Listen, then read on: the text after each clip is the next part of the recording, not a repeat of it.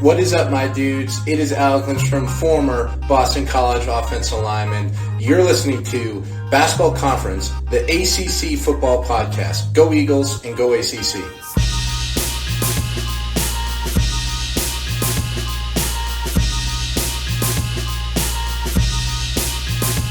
Ladies and gentlemen, boys and girls, welcome back to Basketball Conference, the ACC football podcast. My name's Joey Weaver. We are here kicking off our off-season check-in series.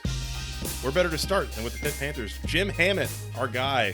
Jim, welcome back. Good to have you back on the show. How's it going, Joey? It is good to be back. It's kind of weird to talk about football. I woke up to an ice storm in the Pittsburgh area, so it's football's not on the mind at the moment. Understandable. Good to see that your power and internet are still on, and hopefully the heat with it. Yeah, we had an ice storm come through here a couple weeks ago, and not fun. Not fun. Not a lot you can do other than just wait for it to warm up, basically. Yeah, pretty much. Yep. Well, Jim, pleasure having you back as always. Jim, of course, from PantherLair.com on the Rivals Network, covering all things Pitt Panthers.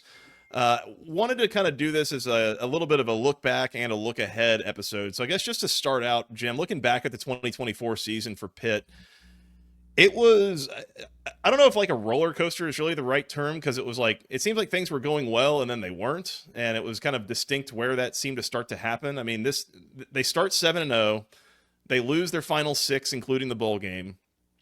And I think part of what I look at is the offense in particular. It was year one, Cade Bell, Eli Holstein at the reins, and it seemed like things were going really, really well through the North Carolina game. And then all of a sudden, I don't know if it was an increase in competition. I don't know if it was an increase in the amount of film that was out there on this offense, but it seemed like things somewhat started to hit a wall for this offense. I'm curious to your take. I mean, is that where the season started to turn, or was there something else that happened where things seemed like they started to sour as we got into mid-October?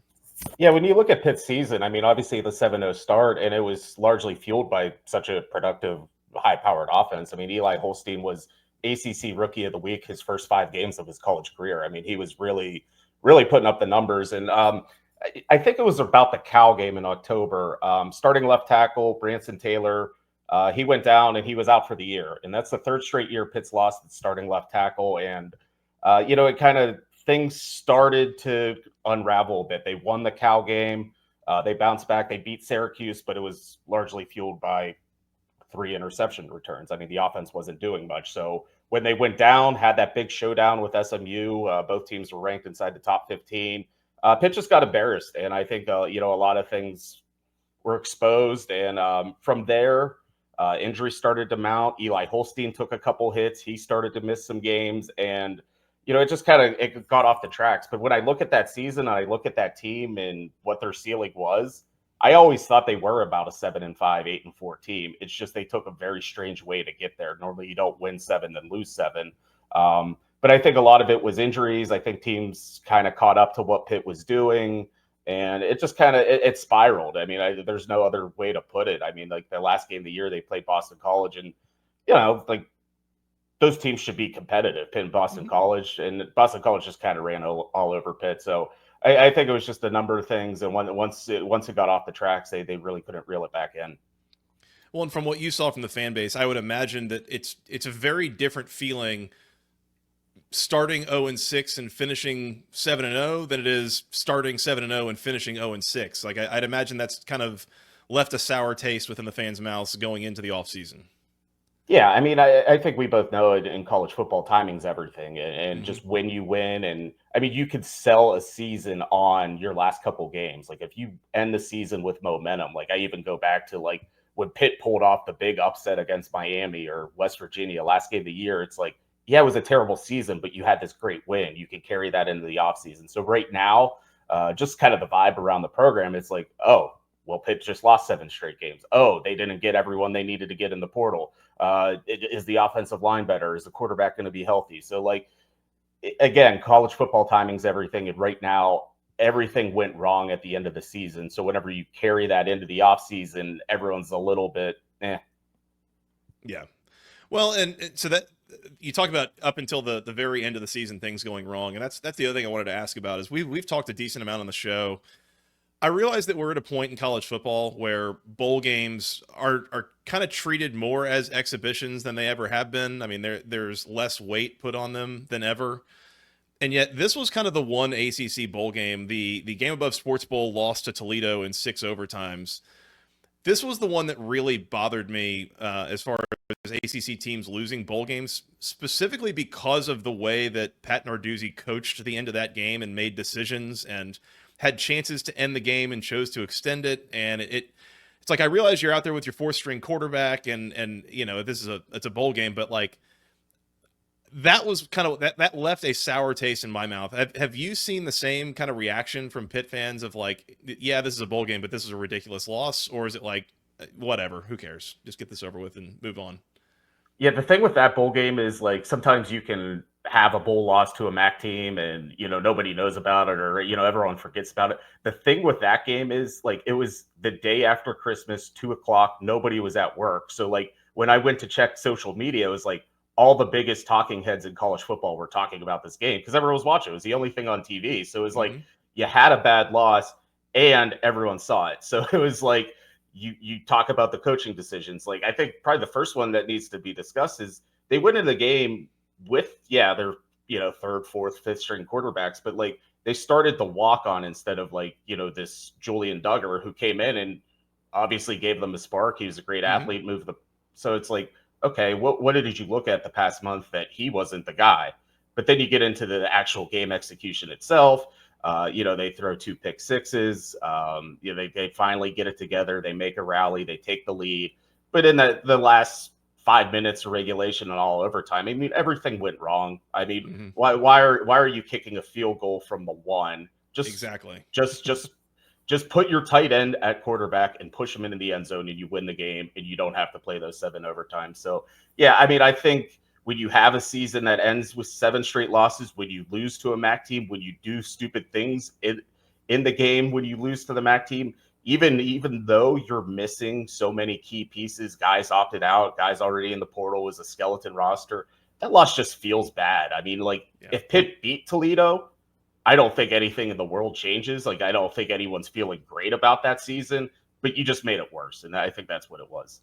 Yeah. Nice extra little cherry on top of a tough end of the season for sure. We've talked for years, Jim, about Pat Narduzzi, and I know you've talked about there's a lot of stability around the Pitt program with him, and there's not really been any pressure on him. It doesn't seem like.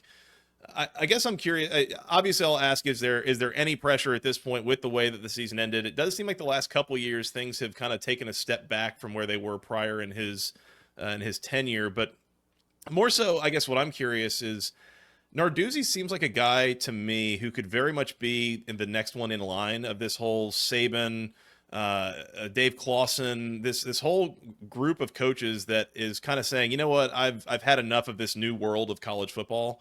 And just walks away, retires, takes some sort of off-field role, maybe a TV role, something like that. Is that something that you could anticipate a guy like Narduzzi doing in the next year or two as the world of college football continues to evolve in a way that seems to irritate a lot of these, especially old school kind of coaches? Yeah, I mean, I think you could look at just the whole Pat Narduzzi situation in a couple different respects. I mean, first of all, Pitt has a new athletic director, so I think that kind of changes how things operate. Alan Green comes from, I think he was at Auburn. I think, you know, everyone kind of dunks on him for hiring Brian Harsin, but otherwise, like, you know, Pitt hired an SEC guy, and I think that was with the mindset that, you know, football is important, number one, and so we're going to hire a football-minded AD. So I think that's something to watch. I think another thing to watch in terms of, you know, being on the hot seat is revenue sharing. All of a sudden, Pitt and everyone in the world has to start paying these athletes. So whenever you have coaches that are teetering, it might not be the best thing to buy out guys like Pat Narduzzi and Jeff Capel. I mean, you're kind of tied to them whenever you're going to have to start paying your quarterback and running back and point guard next year. So I think that's another thing. But I've had that thought before with Pat Narduzzi, like you alluded to, that one day he might just be like, you know what, this is enough. I mean, he's been there a while. I mean, he's been coaching college football for a long time. I think he's comfortable with what he's done in his career. I don't think he's like the type of guy that's like, I need to keep proving it. But I think for right now, I think he's embraced the transfer portal stuff. I mean, as best he can. I think Pitt has had, even some of their best players last year were guys out of the portal. So I think he's adapted well. But, there's just always a cap. And I think a lot of ACC teams have is like, you can only be so good until luck comes involved. Like you can only build your roster up so much, but then you just kind of have to have some breakthrough season. So it's harder to be successful. I don't know. I could see in the next 3 years or something, maybe Pat Narduzzi's just like, you know what, I'm done. I'll be in an administrative role. I think he would stay with Pitt. I mean, this is kind of where he's from, this area. So I don't know. I don't know if he'll coach out his entire contract, but I don't know if it's going to be like an abrupt departure like next year or anything. Gotcha. Yep. Part of the coaching staff too that I'm curious to hear about. Again, we said this was year one of Cade Bell as the offensive coordinator, and it was a little bit of a different offensive identity than we've seen prior under Pitt. It was a little less of a 3 yards in a cloud of dust looking kind of offense. What was the takeaway? And we mentioned, again, the offense did kind of start to struggle midway through the year. You mentioned, that was kind of injury related at times, not only on the offensive line, but also Eli Holstein starts to get kind of banged up. What's been the takeaways going into year two with him coordinating the offense? Are there things that he looks to change, improve, kind of evolve on, or is it purely just a matter of we just got to stay healthy and we'll be fine going into next year? Yeah, you talked about it being a new style, and I think a lot of it is you got to get the right personnel in place. I think at times last year, the offensive line was banged up, but they were also an offensive line recruited to, run the ball. Frank Signetti, Izzy Abanikanda, we're just coming right at you. So this is a whole new attack. So I think, going into this year, they improved the offensive line through the portal. They got guys experience because of all the injuries. So we were talking on our own podcast last night, and I think Pitt went into last season with like guys collectively like 40 games of starting experience on the offensive line, and going into next year it should be like 120-ish. So like they added experience in the portal. So I think that should help. So I don't know. I think there's, cautious optimism with Cade Bell. Whenever it was clicking early in the season, like, I don't know, that North Carolina game, I think Pitt put up 500 yards. It was kind of humming along at times. So I think with the right personnel in place, a more experienced offensive line, and just the continuity of being here for a second off season, I think there's still a lot of upside there with him. You mentioned the guys in the transfer portal, and I know that the overall rankings aren't super high for Pitt recruiting-wise within the conference or nationally, but it does seem like there are a handful of guys who they are excited about within this incoming class of both transfers and high school guys. Are there any particular impact guys that you're excited to see coming in, or any early impact high school players coming in?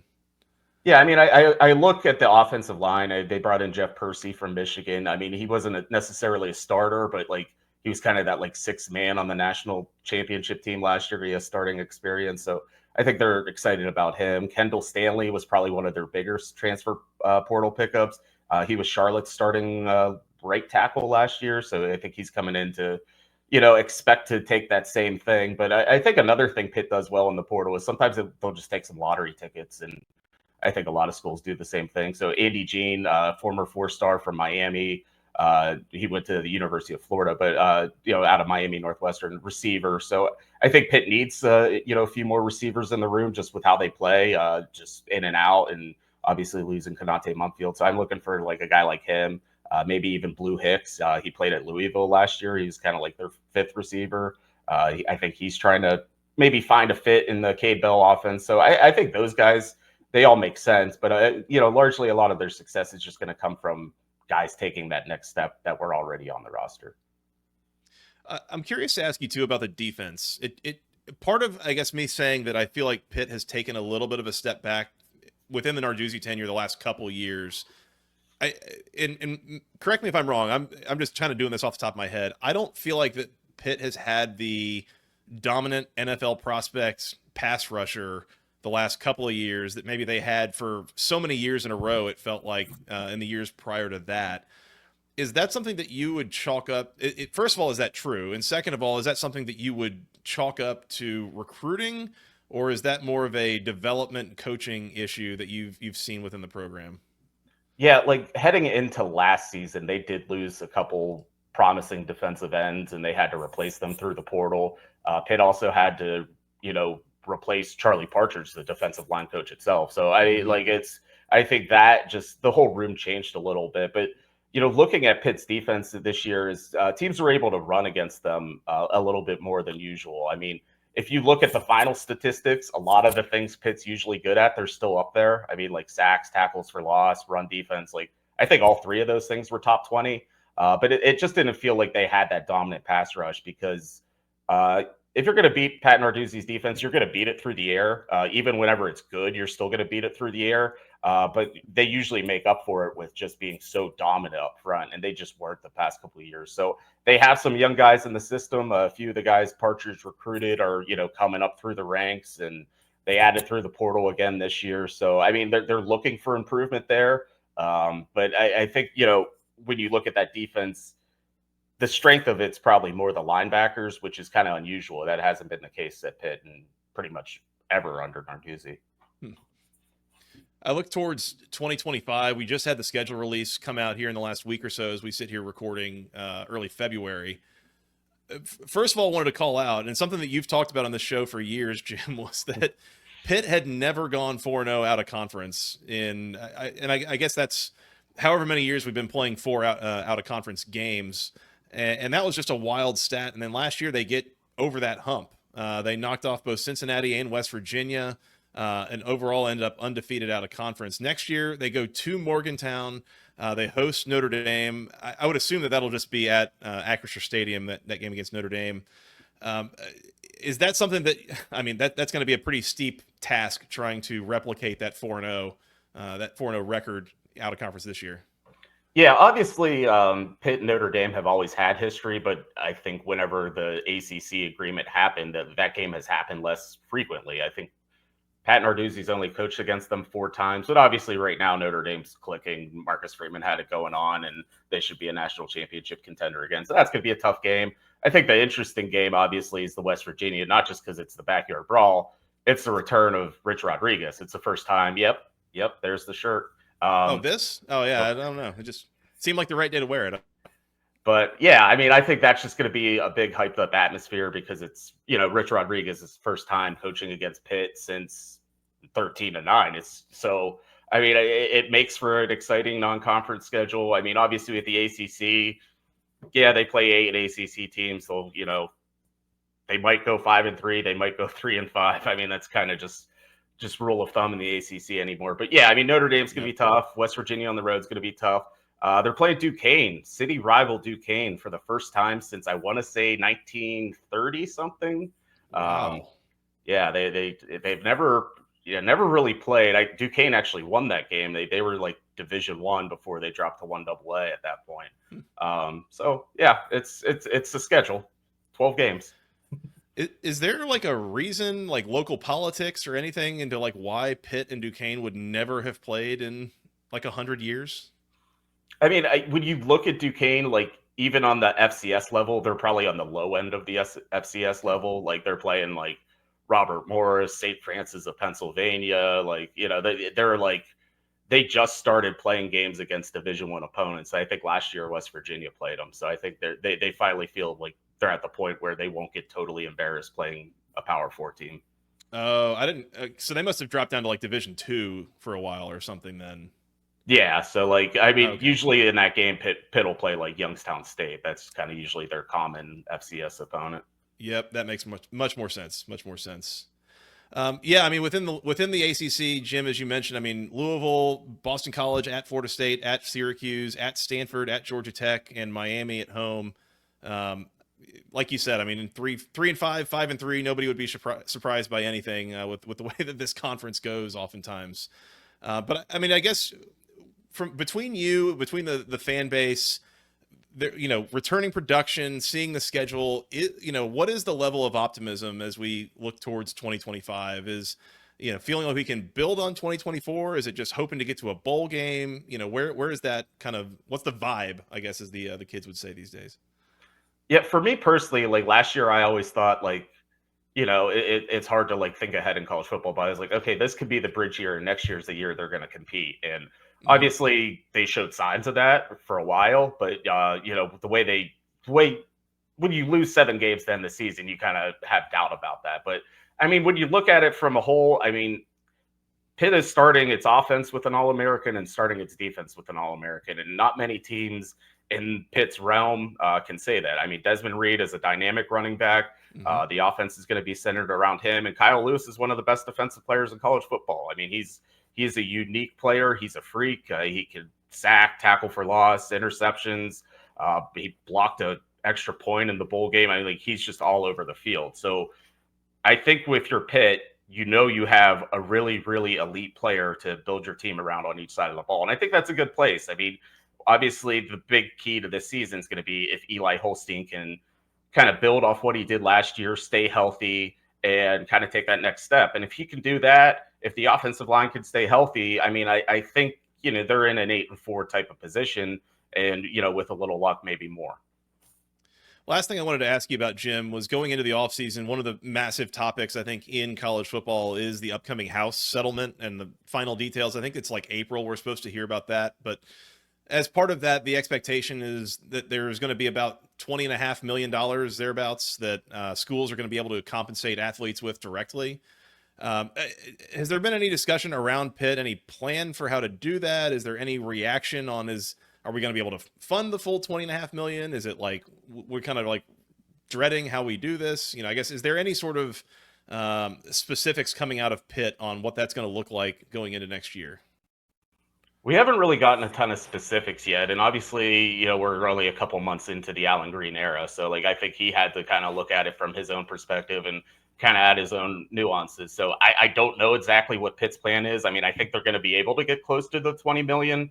I think they seem, at least right now, committed to being competitive in football and men's basketball. I think beyond that, I think a lot of schools are going to have to decide what other sports they really need to prioritize. I mean, you look at Pitt, college baseball is about to start. I don't know how sustainable it is for, Pitt baseball in the long run. I mean, they're not competitive now. Now they're going to have to fund scholarships and NIL, and I don't know. I mean, their volleyball team's really good right now. Do you want to keep that going? Do you want to try to get a national championship? So I think there's just going to be discussions that have to be had and probably hard decisions to make down the line. I mean, in the immediate future, I think Pitt's getting ready for it. And I think part of the reason they have a new athletic director was to get ready for it. I don't know if Heather Lyke was ready for all this, if I could put it that, she came up through compliance. That was her job. And so I think whenever NIL started and revenue sharing happened, I think she had a tough time stomaching it because she spent her whole career being against that. So making sure it didn't happen. Yeah. So I think Pitt needed to kind of get with it and get a plan. And I think, now they have a guy, and now we're just going to see how he executed. That's kind of such an interesting way of looking at it, is that it does seem like a lot of schools have the way that they have embraced all the new age stuff of the last few years is entirely dependent on the athletic director and their personal perspective. I mean, I heard someone the other day, I think might have been Kelly Quinlan from Georgia Tech's rival site, talking about, when this all started, it's well, Todd Stansbury was the AD and he wanted to treat NIL as true proper NIL.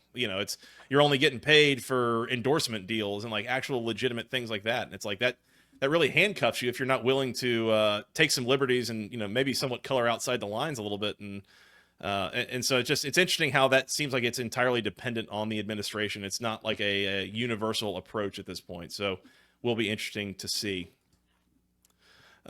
Jim, this has been awesome. Really appreciate your time here this morning. Do you want to tell the people real quick where they can go find your stuff? Yeah, you can follow me on Twitter, or I guess X at this point, at Jim Hammett. That's with 2 M's and 2 T's. And we're at pantherlayer.com, panther-layer.com, pittsburgh.rivals.com. Number one source, Pitt sports news on the internet. Give us a follow. Absolutely. Covering football, covering basketball, covering all things Pitt. So go check them out there. Jim, really appreciate your time. Thank you so much. We'll look to have you on again sometime soon. All right. All right. Thanks, Joey. All right. In the meantime, come find us, come follow us, youtube.com/@the-ACC Football Podcast. Hit the subscribe button, hit the bell icon. We would appreciate that. We are wherever you find your audio podcasts. Send us an email if you want, basketballconferencepodcast@gmail.com. Yeah, I think that's all I got. We will talk to you again very, very soon as we continue these off-season check-ins. For that guy, Mr. Jim Hammett, I am Joey Weaver. Thank you guys so much for listening. We'll talk to you again very, very soon. Until next time, hail to Pitt and go ACC.